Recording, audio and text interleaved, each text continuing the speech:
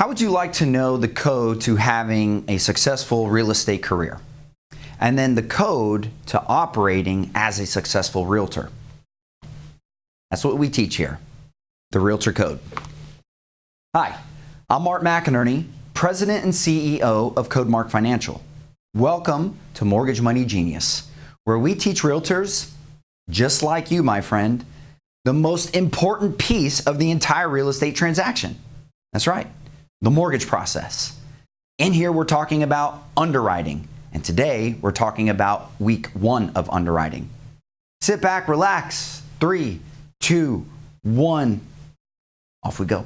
I just wanna be your superstar, 'cause it's not where you are, it's where you are.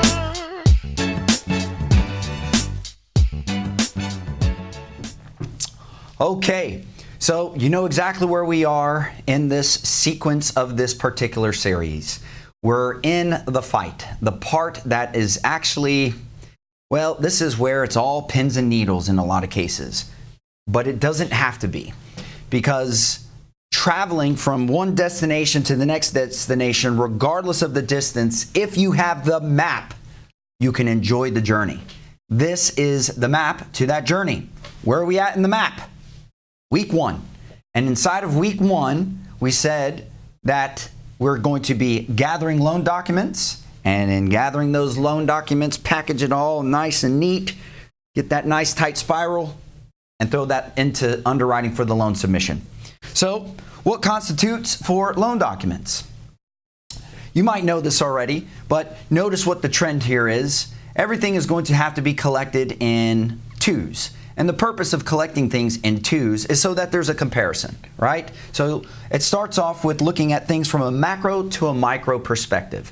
What is a borrower getting qualified by? Well, first of all, income and assets. Yes, in here I didn't make mention, but it starts with, of course, pulling the credit report, but that really begins at pre-approving and pre-qualifying someone. If they don't make it there, they're not going to make it down here. So, assumedly, we've got somebody that has good credit or meets the credit criteria at the time of whatever lending guidelines will look like. So here, they would need to support the rest. They make a certain amount of money, prove it. How? Show me tax returns. For how long? 2 years. What else should be supported by that? W-2s. For how long? 2 years.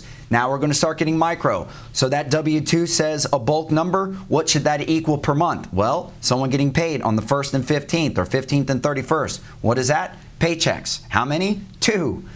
And then there should be some consistency with that. How many? How about 2 months?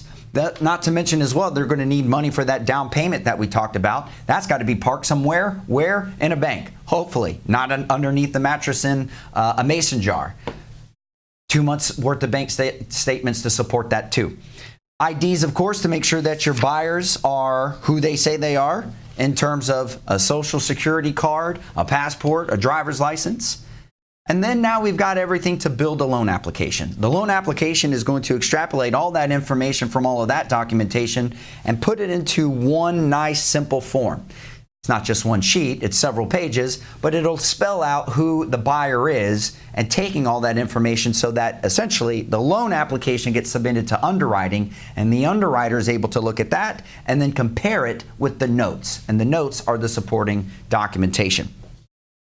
Upon the file going into underwriting, in most cases now we live in a very e-signature driven era. So these initial lender disclosures will get sent to the buyers, and the buyers will e-consent to them by filling out the information that is basically all of the information that they submitted, but then transposed onto the lender's disclosures and documents. And they'll go through and double check things like their suggested interest rate will be on there, their taxes, their insurance, all of the things that have yet to be discovered, which we'll talk about through this underwriting process, but nonetheless are going to have to be assumed for the buyer to be able to get approved conditionally by the lender.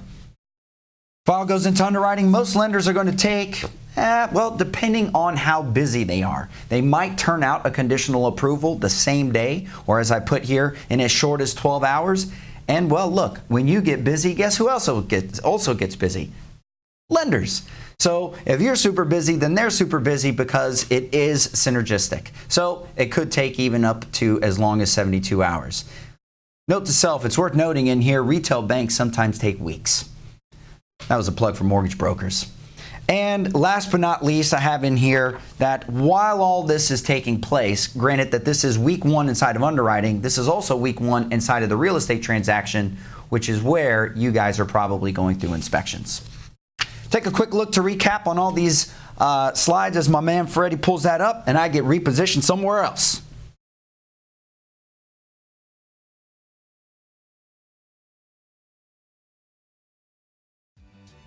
All right, there you go, my friend. That is week 1. And this is going to be very pivotal. I would say equally as important as understanding pre-qualified and pre-approved. Because once you start knowing this, I mean, this is the hamburger meat in the hamburger, okay? The juiciest part, okay? But we'll continue with the rest of the lettuce, tomatoes, and all of the other toppings that go inside of this as well, because we are just getting started. Do me a favor, would you? Like, comment, and share. We'll see you next week. I'm Mark McInerney, President and CEO of CodeMark Financial. Thanks for joining us.